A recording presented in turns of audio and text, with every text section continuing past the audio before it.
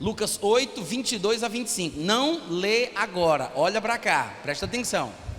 Essa passagem, ela registra o momento em que Jesus Cristo disse aos seus discípulos: passemos para outra margem do lago.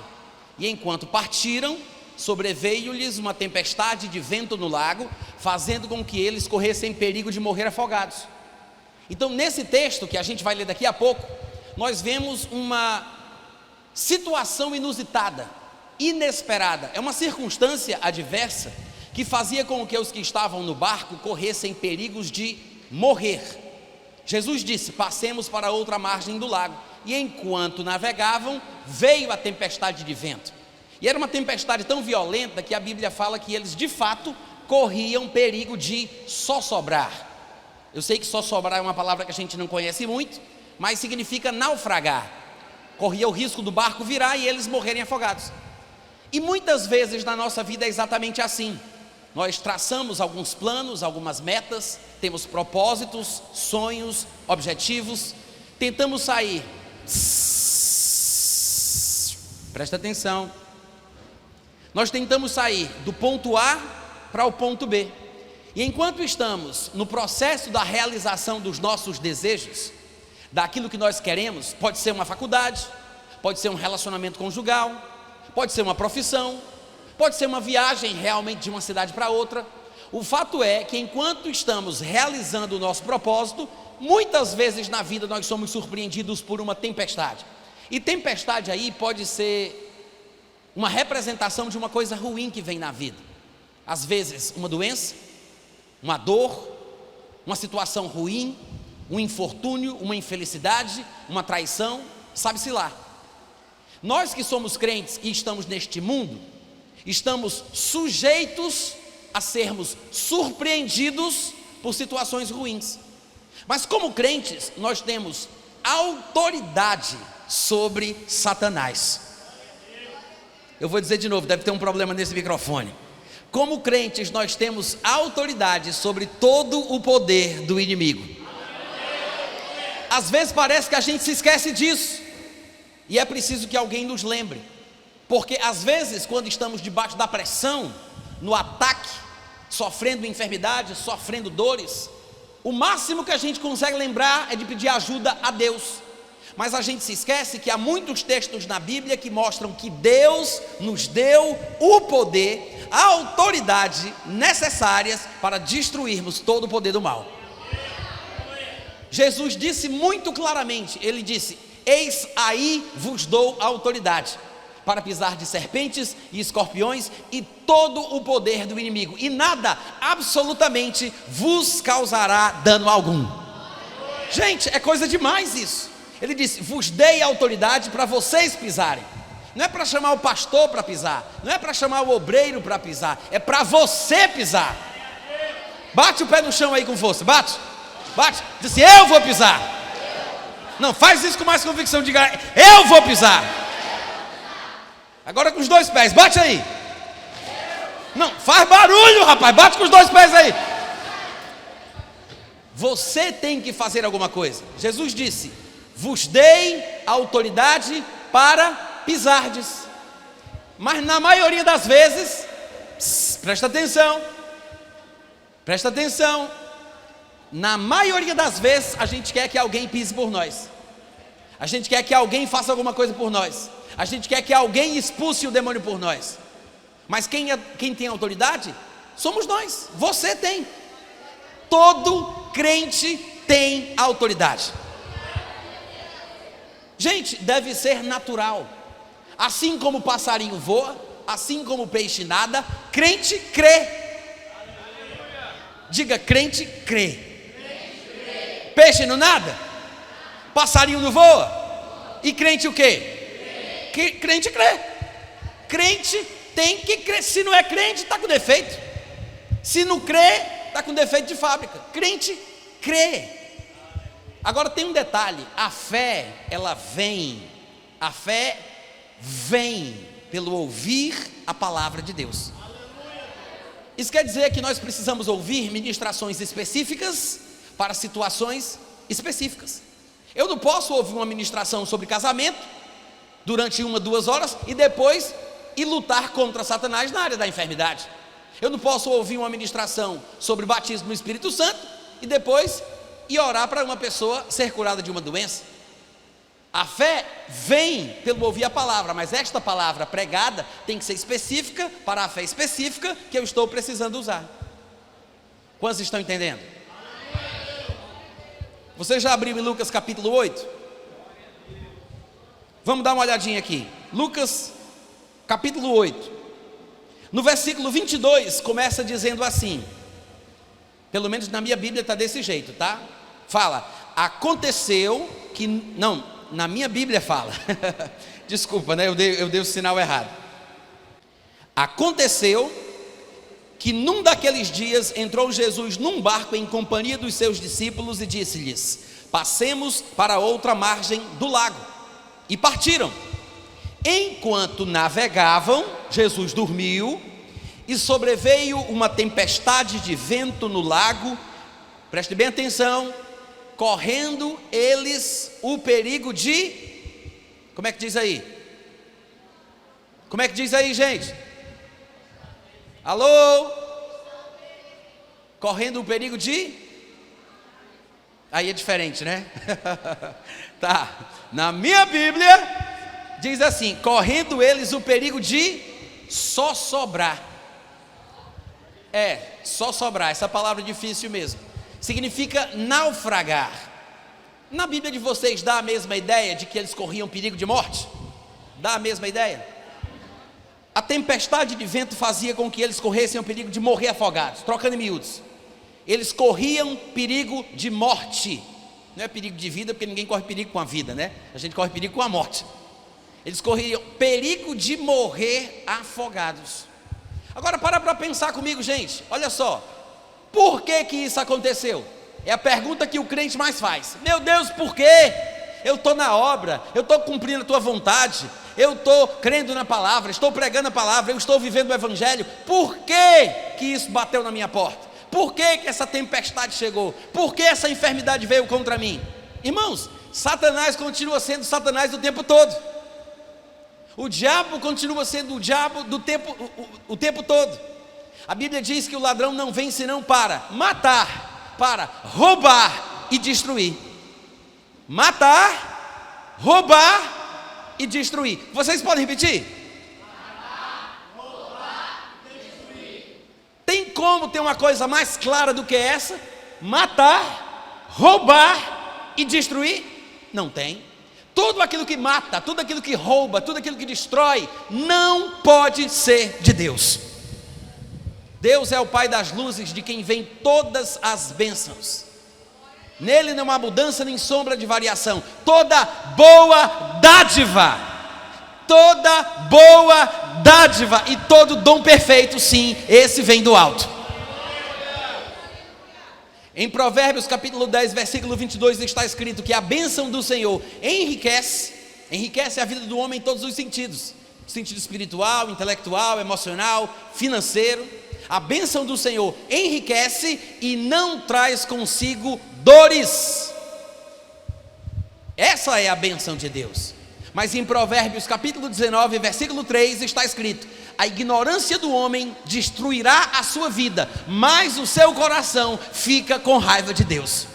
Provérbios 19, 3. Não fui eu quem disse isso, gostaria muito que tivesse sido, infelizmente falaram antes de mim. Está na sua Bíblia, que você confia. A ignorância do homem destrói a sua vida, porque quanto mais conhecimentos nós temos na palavra, mais nós podemos nos posicionar contra aquilo que não vem de Deus. Mas quando algo vem contra mim, se eu não sei se é de Deus, não sei se é do diabo, o que é que eu faço? Eu repreendo ou recebo? Eu vou ficar com dúvida. Numa situação como essa, quando Jesus Cristo disse, passemos para outra margem do lago, e estavam navegando no barco, e sobreveio a tempestade de vento, eles corriam o perigo de morrer afogados. O que você faria? Hein? Pensa aí. O que você faria? A natureza que Deus criou, se levantou contra o povo que estava no barco. A natureza que Deus criou, uma tempestade de vento. O que você faria? Muitos crentes, sabe o que é que fariam?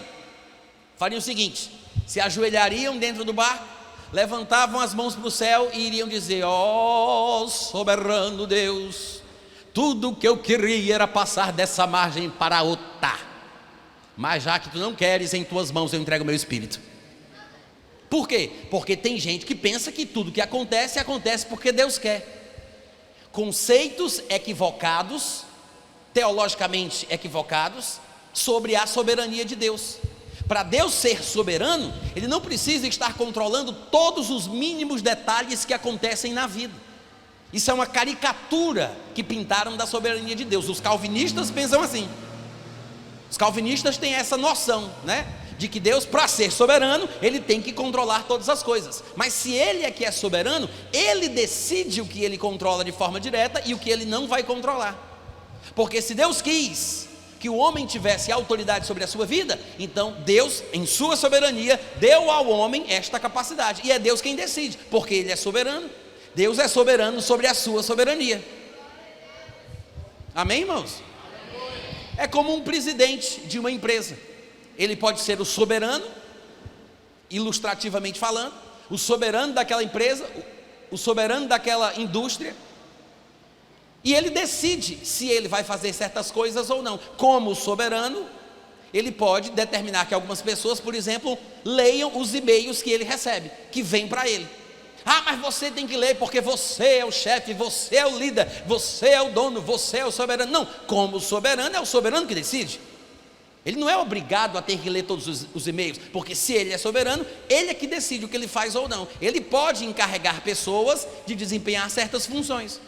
Quantos estão entendendo?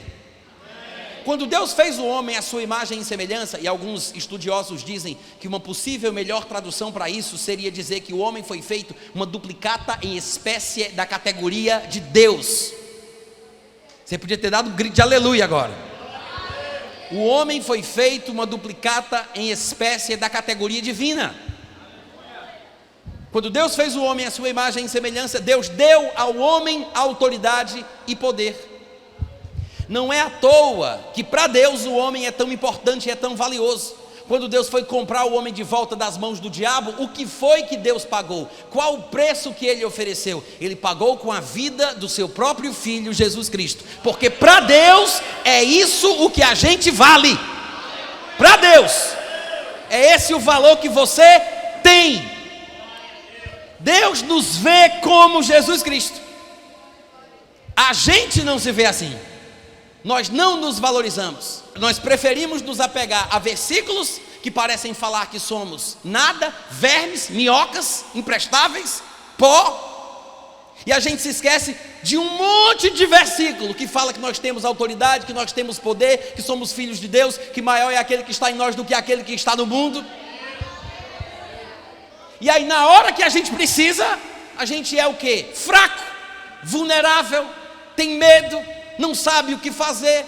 Muitos de nós, dentro desse barco, talvez não tivéssemos coragem nem de pedir Deus para fazer alguma coisa. Muita gente só ia fazer o seguinte: ai, meu Deus, ai, Deus, ai. Só isso aí. É verdade ou não é? Eu sei. Eu já passei por isso. Agora, o que é interessante é que Jesus é o nosso exemplo. Quantos concordam comigo? Quantos concordam que Jesus é o nosso exemplo? Quando a gente começa a estudar numa passagem como essa, o que foi que Jesus fez, irmãos, aí o negócio vira de ponta cabeça. A nossa teologia dá um nó. Porque a gente é doutrinado a pensar dentro do cabresto que a palavra de Deus perde a força sobre a nossa vida. A gente só enxerga a Bíblia à luz da nossa teologia, à luz da nossa religião. E aí a gente perde a bênção, porque a palavra de Deus é que deveria nos instruir sobre a vida, e não os nossos pregadores prediletos. Vocês estão me ouvindo? Aí a primeira pergunta que eu faço em cima do texto que a gente leu é: por que essa tempestade veio? Está escrito, versículo 22, aconteceu que num daqueles dias, entrando eles no barco, disse-lhes: passemos para outra margem. Enquanto navegavam, sobreveio uma tempestade de vento, correndo eles o perigo de morrer afogados. Agora, por que aconteceu? O texto não diz. A minha Bíblia não diz. Só fala que aconteceu. Por que aconteceu? Não fala. Começa já assim: aconteceu. Como é que diz na versão de vocês aí? Aconteceu também? Diz aconteceu? Por que aconteceu? Não fala. A gente não sabe. Mas o que é que o crente mais perde tempo? É perguntando para Deus: por quê? Por quê? Por quê, meu Deus, que isso aconteceu? Por quê? E a Bíblia nem sequer se preocupa em dizer por que isso aconteceu. Só diz que aconteceu. E nós perdemos tempo com aquilo que Deus não quis dizer, em vez da gente aprender com aquilo que Ele realmente disse. Porque não importa o que acontece, o que importa é como a gente reage quando acontece. É por isso que o importante da história aqui é do versículo 22 para frente. Aconteceu. Por que aconteceu? Não interessa. Coisas assim na vida acontecem. Nós estamos num lugar onde Satanás é Deus. Esse pedaço aqui é domínio dele.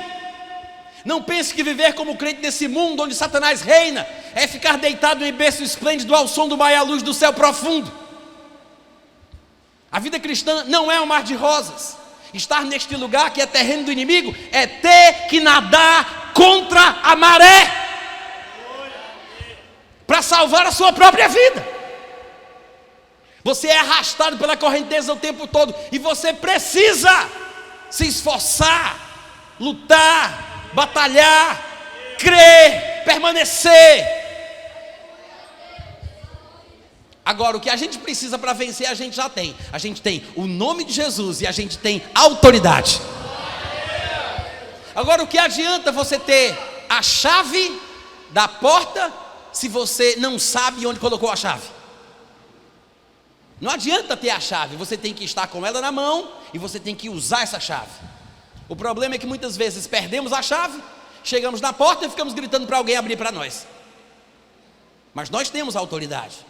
Nós temos o nome de Jesus e precisamos aprender com Jesus o que fazer em situações assim, quando bate na nossa porta a tempestade, quando a doença chega na nossa casa, quando a situação ruim se apresenta. O que é que eu faço? Vou baixar a cabeça? Vou rolar no chão e fingir de morto? Vou ficar gritando: ai meu Deus, ai meu Deus, ai meu Deus?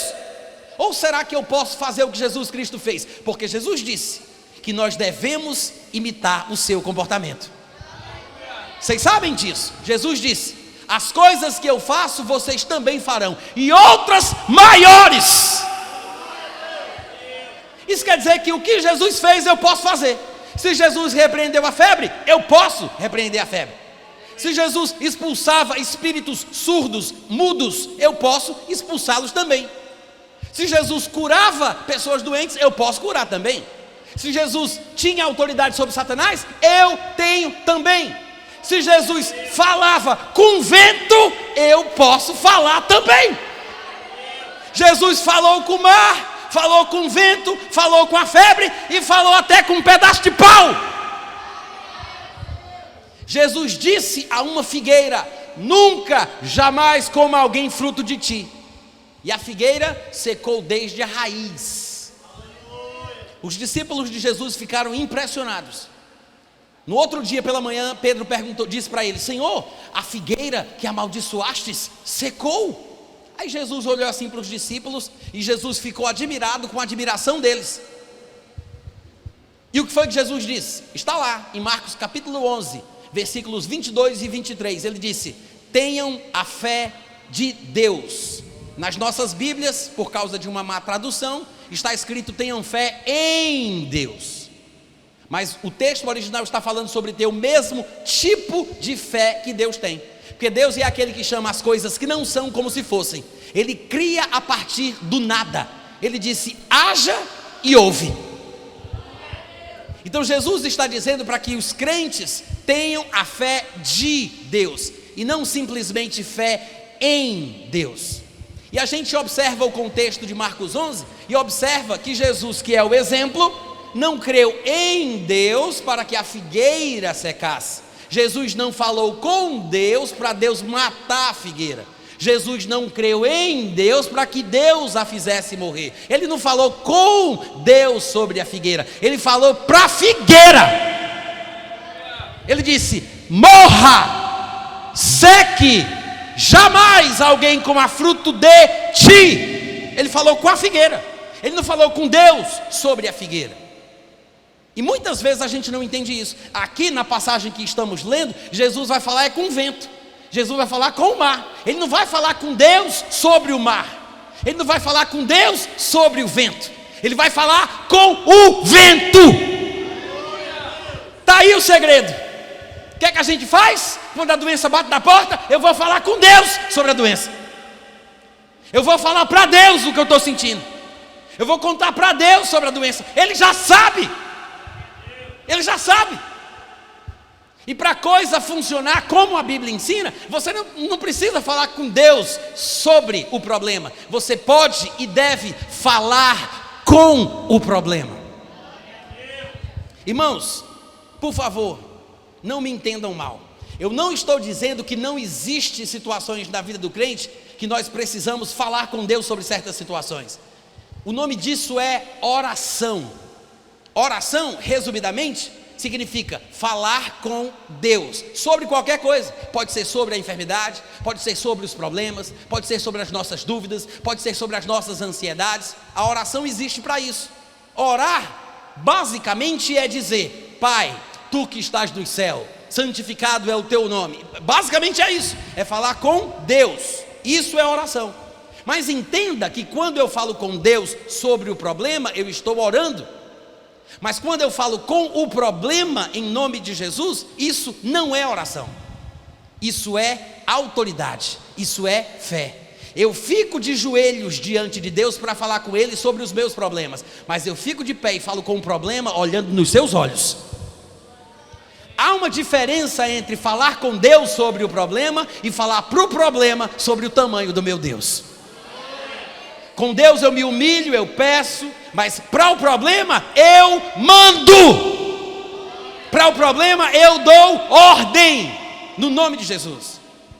Então há uma diferença entre orar a Deus sobre a tempestade, orar a Deus sobre a figueira, orar a Deus sobre a febre e falar com a febre, falar com a figueira, falar com o vento. Há uma diferença. Muitas vezes nós que somos crentes só lembramos de falar com Deus. A maioria das vezes, em todas as situações, tudo que a gente lembra de fazer é falar com Deus. Mas passagens como essa, muitas vezes nem são usadas como tema de pregação, que as pessoas não sabem o que dizer num texto como esse. As pessoas não sabem como usar uma passagem como essa. Mas isso aqui está escrito para que a gente entenda que existem momentos na vida em que temos que usar a nossa fé ao falar com Deus, mas existem momentos que temos que usar a nossa fé ao falar com a tempestade. Vocês estão ouvindo o que eu estou falando? Quem aqui já expulsou o demônio? Levanta a mão. Quem já expulsou o demônio? Quem já expulsou? Tá, tem um crente aqui dentro da casa. Quando você expulsa demônio? Porque a Bíblia diz: estes sinais seguirão aqueles que creem em meu nome, entre outras coisas, expulsarão demônios. Crente expulsa demônio, amém, gente? Agora, quando você expulsa um demônio, você pede para Deus mandar ele embora? Hein? Claro que não. Claro que não. Um crente inexperiente, que nunca fez isso na vida, pode até fazer. Está lá o bichão endemoniado, a pessoa chega lá, aí se ajoelha e diz: oh meu Deus e meu Pai. Tu leva um tapa na cara, bestado. Tu não sabe o que é que uma pessoa endemoniada é capaz de fazer, não.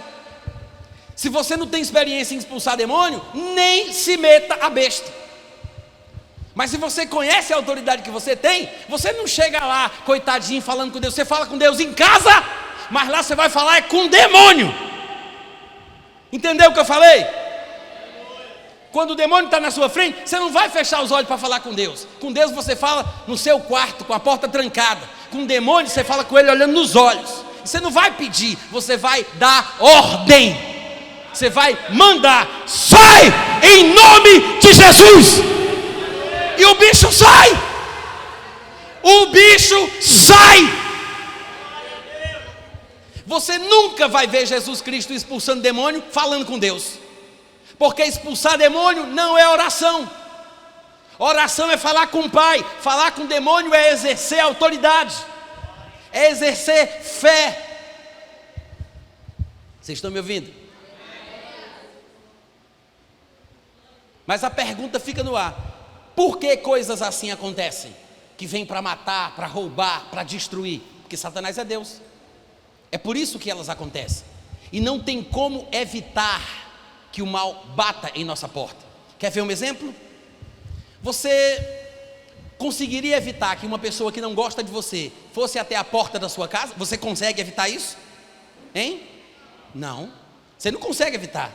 Se der na cabeça desse doido de ir bater na porta lá de casa, o que é que eu posso fazer? Não tem como eu evitar. Você consegue evitar que ele vá até a sua porta? Não consegue. Mas você consegue evitar que ele entre na sua sala. É ou não é? Talvez você não consiga evitar que os passarinhos sobrevoem a sua cabeça, mas você pode evitar que eles façam um ninho nos seus cabelos.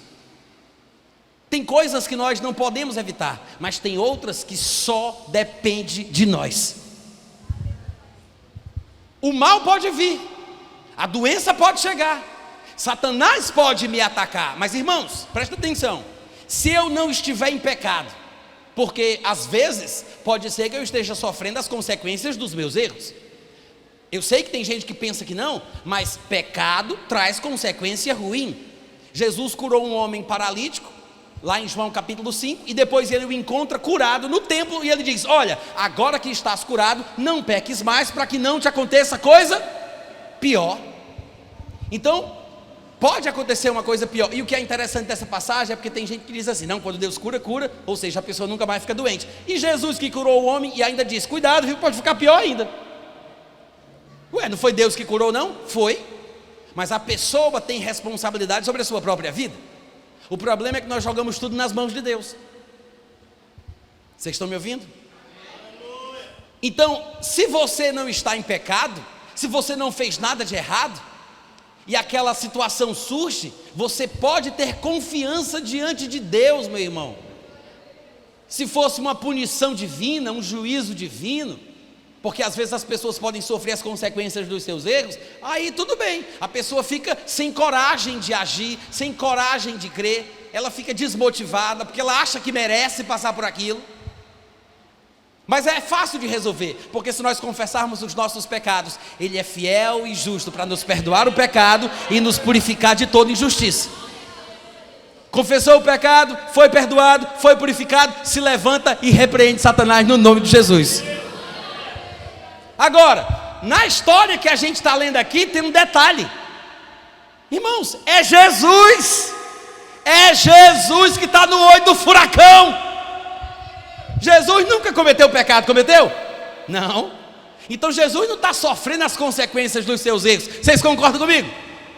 Ele não está sofrendo consequências dos seus erros. Jesus não estava fora da vontade de Deus, porque alguém poderia pensar: ah, mas se eu ficar fora da vontade de Deus, pode ser que eu dê brecha para o diabo. Jesus estava fora da vontade de Deus?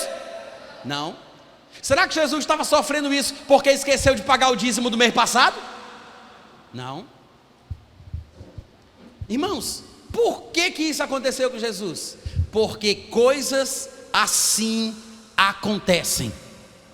Coloque isso na sua cabeça. Você pode estar em comunhão com Deus, estar vivendo a sua vida de forma correta, perfeita. Satanás não vai deixar de ser mal só porque você é crente. Quantos estão me ouvindo? Por que acontece, a gente não tem controle. Mas o que a gente faz quando acontece, aí são outros 500. Vocês podem dizer amém de vez em quando? O que a gente faz quando esse tipo de coisa acontece, aí é outra história. Outra história. Nessa passagem, a Bíblia diz que sobreveio a tempestade de vento no lago, fazendo com que eles corressem perigo de morrer afogados. O que é que aconteceu, hein? No versículo 24 diz que, chegando-se a Jesus, despertaram-no dizendo: mestre, nós estamos perecendo. Essa era a fé dos discípulos. Acabou-se, agora, acabou, tem mais jeito não, é o fim. Oh meu Deus, oh desgraça, oh miséria. Acordaram Jesus para dizer para Jesus: nós estamos perecendo. Isso é que é uma confissão de fé, né? Hein? Você conhece o crente pelas coisas que ele diz, pelas coisas que ele canta. Você conhece o crente pela boca. Nós estamos perecendo. Olha isso. Eles não estavam perecendo coisa nenhuma. Quem é que tem tempo enquanto está morrendo de dizer que está morrendo? Eles não estavam morrendo, eles estavam morrendo de medo. Eles estavam apavorados, mas não estavam morrendo de fato. Não estavam engolindo água, o barco não tinha virado, eles nem tinham caído dentro do mar ainda. Era tudo medo, pavor. Aí eles acordam Jesus. Sabe o que é que Jesus faz? Olha aí no versículo 24. Despertando-se Jesus, repreendeu o vento, repreendeu a fúria da água, tudo cessou e veio a bonança. Jesus repreendeu o quê? Repreendeu o quê? Repreendeu o vento, repreendeu o mar. Mas o vento não é uma coisa de Deus? Hein? O vento não foi Deus que criou? Sim ou não, gente? Sim. Como é que Jesus teve coragem de repreender uma coisa que Deus criou? Porque nem tudo que Deus criou hoje está se comportando como Deus quer, porque Satanás se tornou o Deus deste mundo. Veja como o mundo está. Você acha que as coisas que acontecem no mundo acontecem porque Deus quer? Claro que não. Os tsunamis, os terremotos, os furacões, as desgraças, as misérias, não é a vontade de Deus. Não é a vontade de Deus. Se fosse Deus que estivesse fazendo o que acontece aqui em Lucas capítulo 8, Jesus jamais repreenderia aquilo que Deus faz. Vocês sabiam disso? Vocês estão me ouvindo? Preste bem atenção. Jesus jamais repreenderia uma obra de Deus. Jesus só repreendia as coisas que o diabo faz. Vamos lá, gente. Lembra daquilo que Jesus Cristo disse em Mateus capítulo 12, versículo 25? Abre lá, dá uma olhadinha comigo por gentileza. Mateus capítulo 12, pertinho ali do versículo 25.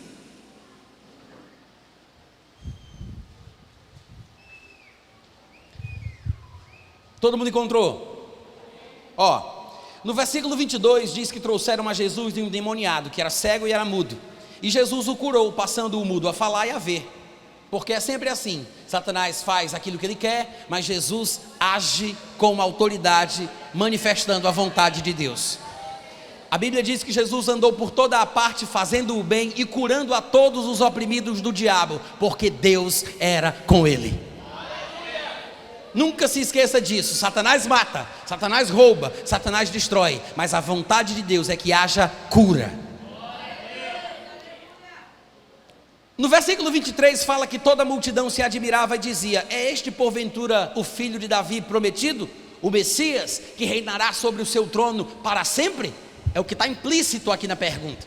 E aí no versículo 24 os fariseus, ouvindo isto, murmuravam: nada, esse aí só expulsa os demônios pelo poder do Belzebu, que é o bichão, o maioral dos demônios. O que foi que eles disseram de Jesus? Eles disseram: esse homem não é o Messias, como vocês estão pensando. Ele não é o filho de Davi, não é o prometido. O que ele faz aí é bruxaria. Ele está com um cão nos coros, e ele expulsa os demônios mais fracos pelo poder do demonião mais forte que está nele. Isso é blasfêmia ou não é? Blasfêmia. Mas os religiosos são assim. Os religiosos são assim. Os PhDs em divindade, os diabologistas de Ebenésia, hein? Os profissionais da palavra. É assim. Só que Jesus Cristo explicou de uma forma bem simples que qualquer pessoa poderia entender. No versículo seguinte, Jesus, porém, entendendo a lógica do pensamento deles, Jesus disse no versículo 25, é engraçado: todo reino dividido contra si mesmo ficará deserto, toda cidade ou casa dividida contra si mesma não subsistirá. Se Satanás expulsa o próprio Satanás, me diga aí, dividido não está contra si mesmo? Como é que vai subsistir o seu reino, hein? Quantos entenderam? Jesus expulsou um demônio e a pessoa que estava influenciada por ele, que era cega, que era muda, passou a falar. A pessoa foi curada porque Jesus expulsou o espírito de enfermidade. Aí quando o pessoal viu aquilo, aí disse assim: é uma feitiçaria, isso aí é bruxaria, é Belzebu que está nele, que expulsa os demônios mais fracos. Aí Jesus disse assim: gente, pelo amor de Deus, isso nem faz sentido. Se Satanás está expulsando Satanás, o reino dele virou bagunça. Como é que vai subsistir o reino de Satanás se ele está dividido contra ele mesmo? Sabe o que é que Jesus está querendo dizer com isso, gente? Que Satanás não está dividido contra ele mesmo. Satanás não expulsa Satanás. Quem expulsa Satanás é aquele povo que faz parte do reino de Deus. Que é por isso que ele diz no versículo 27: agora, se eu expulso os demônios por Belzebu, por que é que vão expulsar os filhos de vocês? Pois eles mesmos serão os vossos juízes. Agora, se eu expulso os demônios pelo Espírito de Deus, é porque outro reino chegou para vocês. Jesus está dizendo que uma coisa é o reino de Satanás, que não está dividido, e outra coisa é o reino de Deus, que é contra o reino de Satanás. Jesus expulsava demônios porque fazia parte de um reino diferente do reino de Satanás. Jesus expulsava os demônios, as enfermidades, os espíritos ruins, pelo Espírito de Deus que estava nele. Quando você volta para Lucas capítulo 8 e você vê que Jesus Cristo repreendeu o vento, repreendeu a fúria do mar, você pode ter certeza absoluta, pela lucidez que a palavra de Deus apresenta, que Jesus não repreenderia uma coisa que Deus está fazendo. Quantos ouviram o que eu falei? Por que Jesus não repreenderia uma obra de Deus? Porque Jesus veio para desfazer as obras do diabo e não as obras do seu pai. Se o pai criou a tempestade, Jesus não repreende aquilo que Deus faz. Jesus não desfaz aquilo que Deus faz. Até porque, se o reino de Satanás não está dividido, por que o reino de Deus vai estar? Entendeu o que eu falei? Se o reino de Satanás não está dividido, como é que o reino de Deus vai estar, gente? Deus faz uma coisa, aí Jesus repreende a obra de Deus. Que coisa sem sentido. Sabe o que é que Jesus está ensinando para a gente? Que se somos crentes em Jesus, se Ele é o nosso exemplo, nós temos que aprender a começar a repreender as obras do diabo. Não é pedir para papai do céu fazer alguma coisa, não. Ah, papai do céu, olha esse demônio. Papai do céu, olha esse demônio. Não, eu vou falar com Satanás. Eu vou repreender o vento. Eu vou repreender a fúria do mar. Eu vou repreender a febre. Eu vou repreender a doença. Em nome de quem você pensa que tem poder ou autoridade para fazer isso? No nome que está acima de todo nome. Não é no meu nome, não é na minha autoridade, não é pela minha piedade, pela minha santidade, é pelo nome do Senhor Jesus Cristo. Jesus disse: estes sinais seguirão a quem crê. Em meu nome expulsarão demônios. Em meu nome. Glória a Deus, aleluia. Quando olhamos para uma passagem como essa, nós aprendemos uma coisa muito importante: que nós precisamos começar a agir diferente. A nossa teologia é que nos atrapalha de experimentar o melhor de Deus, porque tem muita gente boa que não tem coragem de repreender o vento, porque foi Deus que criou o vento. Aí fica com medo, porque não sabe, será que é de Deus, será que não é, sei lá, de repente ele quer me ensinar alguma coisa com isso. Cuidado para não morrer no meio da aula, porque tem muita gente que está nesse negócio de talvez Deus queira me ensinar alguma coisa, e morre cedo, com 65 anos, porque a Bíblia diz que a gente pode viver até os 120, né? Sim ou não? Até os 120 é o limite divino. O salmista falou lá que queria ir até os 70 e 80, mas isso aí é com ele. Deus disse, é até os 120. Existem coisas que nós fazemos na vida que podem deixar a nossa vida mais longa. Tem coisas que fazemos que podem encurtá-la. A Bíblia diz: honra o teu pai e a tua mãe, que é o primeiro mandamento com promessa, para que tenhamos uma vida longa na terra. Tem coisa que pode fazer a minha vida ser maior, mas tem coisa que pode encurtar. Vocês estão me ouvindo? Irmãos, a tempestade de vento nesse lago fazia com que Jesus e os discípulos que estavam no barco corressem perigo de morrer afogados. Mas graças a Deus, Jesus nos ensinou uma grande lição. Ele repreendeu o vento, ele repreendeu o mar. Jesus repreendia a febre, ele repreendeu uma figueira. E nós? Será que nós temos coragem de repreender uma dor de cabeça? Ou será que é uma coisa que a gente não pode fazer? Será que nós temos coragem de repreender um câncer? Será que nós temos autoridade para fazer isso? Nós temos, mas às vezes nós estamos acomodados. Às vezes a nossa teologia nos impede, o nosso preconceito nos impede. Não temos conhecimento suficiente para termos ousadia de ir contra Satanás. Nem com o diabo a gente sabe tratar. A gente pede para Deus resolver o problema. Mas irmãos, Deus não vai lidar com o diabo. O que Deus tinha que fazer com o diabo, Ele já fez. Agora está nas nossas mãos. Eis aí vos dei autoridade para pisar de serpentes e escorpiões e todo o poder do inimigo, e nada, absolutamente nada, vos causará dano algum.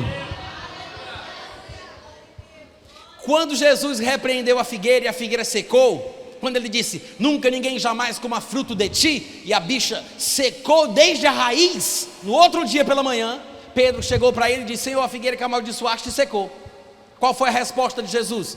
Tenham fé de Deus, porque em verdade vos digo que se alguém disser a este monte: ergue-te, lança-te no mar, e não duvidar no seu coração, mas crer que se fará aquilo que diz, tudo o que disser lhe será feito. Oh glória! Isso é um cheque em branco, assinado por crente, hein? Jesus olhou para os discípulos, presta bem atenção, e ele disse: em verdade vos digo, se alguém disser a este monte. Tem alguém aqui hoje pela manhã? Jesus disse: se alguém disser. Tem alguém aqui? Diga: eu sou alguém. O que foi que Jesus falou? Se alguém disser. Sabe qual é o problema? Ninguém diz nada. A gente não fala. Pelo menos com o monte não. A gente fala com Deus sobre o monte. A gente faz jejum por causa do monte. A gente ora sobre o monte. Mas falar com o monte, ninguém fala. Jesus não falou para a gente falar com Deus sobre o monte. Jesus falou para a gente falar para o monte. Essa é a diferença. Se alguém disser, está lá em Marcos capítulo 11, versículo 23, viu? Jesus disse: se alguém disser a este, é um pronome demonstrativo. Este é uma coisa para a qual se poderia apontar e dizer: este monte. Jesus estava falando de um monte de verdade, um monte real. Era uma figueira de verdade? Era uma árvore de verdade? Era. Foi a figueira de verdade que fez Jesus falar sobre aquele monte de verdade. Jesus falou com a árvore e Jesus disse: se alguém falar com o monte. O problema é esse: a gente não fala para o problema, para a dificuldade, para a situação. A gente fala com Deus sobre o problema, a gente fala com Deus sobre a tempestade, a gente fala com Deus sobre a doença, mas a gente não tem a ousadia de falar com a doença. Não temos essa natureza de crente, de crer. Estamos acostumados com um cristianismo diferente do original. Jesus disse: se alguém disser ao monte: ergue-te, lança-te no mar. E olha o que Jesus fala. Ele diz: se alguém disser ao monte: ergue-te, lança-te no mar, e não duvidar daquilo que diz. Não, confere aí, por favor, abre aí, Marcos 11, 23. Eu quero que você veja com seus olhos que a terra há de comer. se Jesus não voltar antes. Marcos 11, 23. Achou? Olha o que Jesus disse: se alguém disser a este monte, ergue-te e lança-te no mar, e não duvidar no seu coração, mas crê que se fará aquilo que diz, tudo o que disser lhe será feito. Gente, será que eu estou doido? Ou é isso mesmo que Jesus está falando? Jesus disse: se alguém disser para o monte, ergue-te, levanta-te, joga-te no mar. Se alguém disser e não duvidar daquilo que ele diz. Jesus disse: se você falar e você não duvidar do que você diz, você fala e você não duvida do que você diz. Jesus disse: se alguém disser e não duvidar daquilo que ele diz. Jesus não está falando sobre não duvidar do que Deus diz. Já parou para pensar sobre isso? Jesus não está falando sobre não duvidar do que Deus diz. Não nesse momento. Existem vários momentos, várias situações e vários tipos de aulas que Jesus Cristo poderia dar. Nessa ocasião, ele não está falando sobre isso. Nessa ocasião, ele está falando sobre você falar e não duvidar daquilo que você diz. Esse é o problema. Nós não confiamos em nossa palavra. Nós nos auto-sabotamos. Nós mesmos nos preparamos para não confiar naquilo que a gente diz. Quantas vezes você diz: 8 horas eu estou lá, aí você chega às 8h30. 8 horas começa o culto, aí você começa às 8h30. Tal coisa eu vou fazer, aí você não faz. Você se treina a não acreditar naquilo que você diz. Você é o primeiro a não cumprir aquilo que você fala. A sua palavra não tem crédito, nem você acredita nela. Mas Jesus disse: se alguém disser a este monte, ergue-te, lança-te, e não duvidar daquilo que você diz. Você parou para perceber que Jesus está falando que você tem que acreditar naquilo que você diz? Que não adianta nada você falar feito papagaio, repetir porque o pregador pede, falar só porque o pastor falou. Não é só repetir, você tem que falar e crer naquilo que você diz. Quando você chegar no estado espiritual que você acredita naquilo que você fala, aí, meu irmão, quando você falar, vai acontecer. É só o que a gente precisa: conhecer a palavra, se alimentar da palavra, a ponto de a nossa fé ficar forte. Porque a fé pode ser muita ou pode ser pouca, ela pode ser forte ou ela pode ser fraca. A fé oscila. Em certa ocasião, Jesus disse a uma pessoa: homem de pequena fé, por que duvidaste? Na outra ocasião ele disse: mulher, grande é a tua fé. Falando a um capitão romano, ele disse: nunca vi fé como esta, nem mesmo em Israel. Por quê? Porque a fé, ela pode aumentar, ela pode diminuir, ela pode ficar forte, ela pode enfraquecer, ela pode ser muita, ela pode ser pouca, porque a fé vem pelo ouvir a palavra de Deus. Quando você estuda sobre esses assuntos e essa fé nasce no seu coração, meu irmão, não tem quem te segure.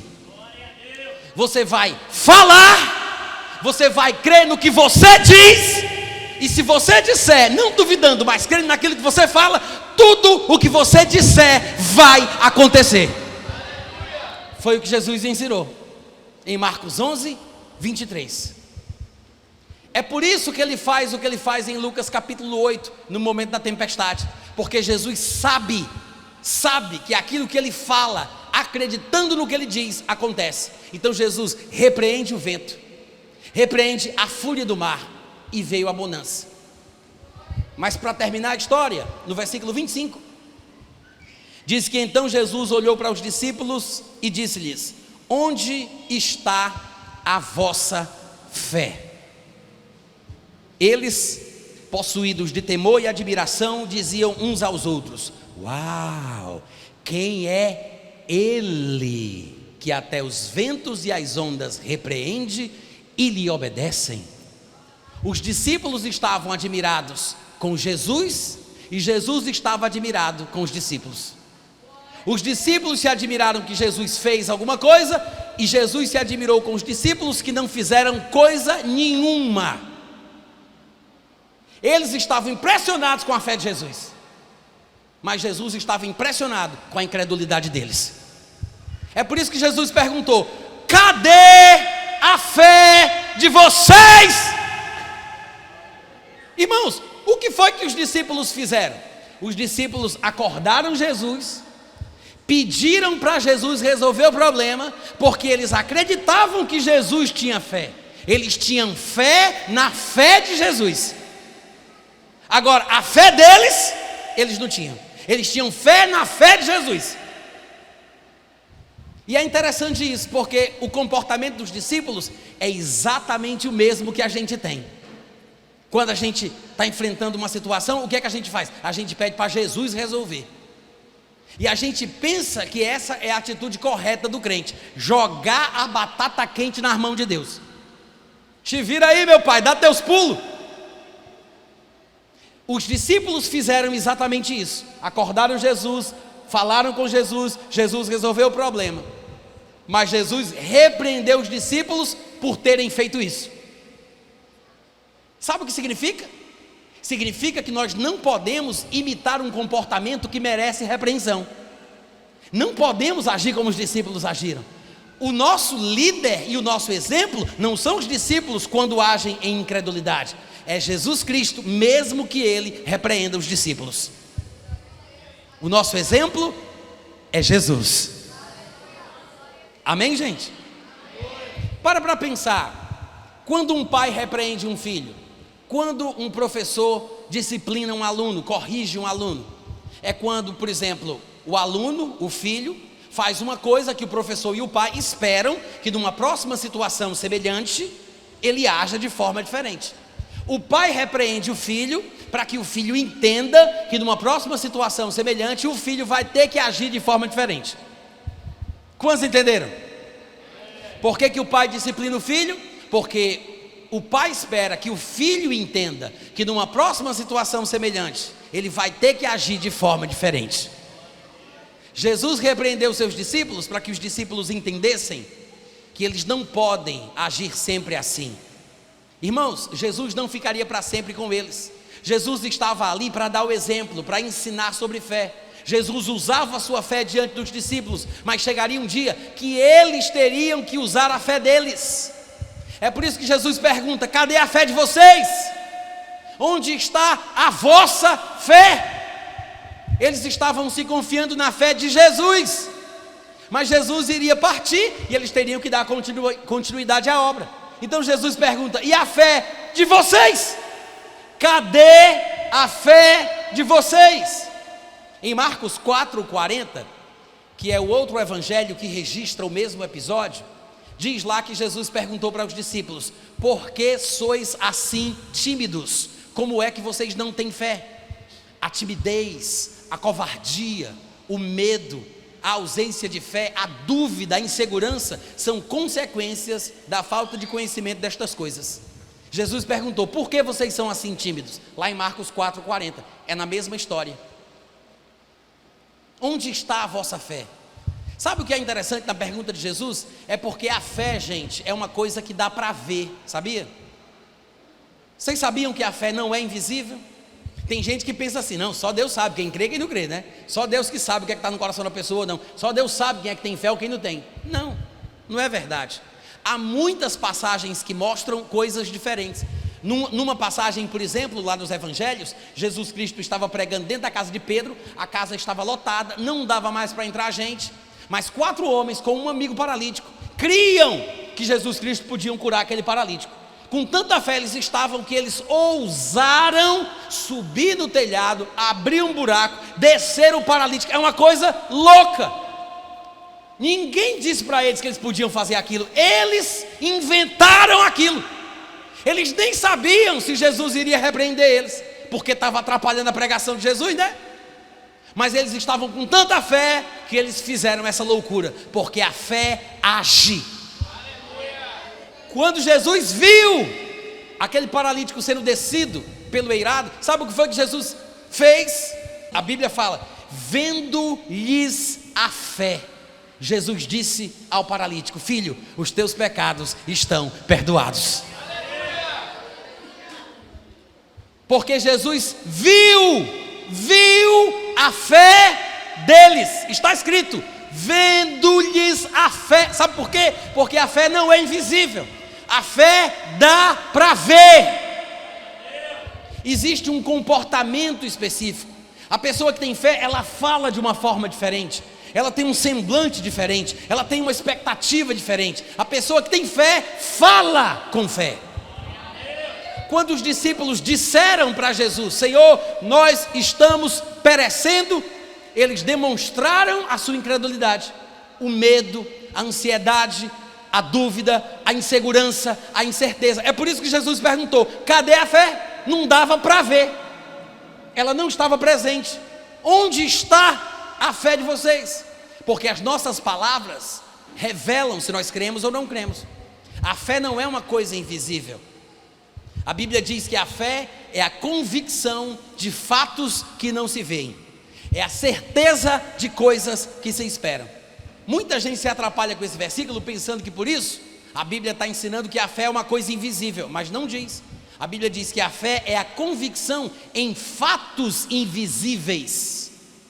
A fé não são os fatos invisíveis, a fé é a convicção neles. Os fatos podem ser invisíveis, mas a minha convicção nos fatos invisíveis dá para ver na cara. A fé não é invisível, a fé é a convicção nos fatos invisíveis. A fé é a certeza nas coisas que eu estou esperando.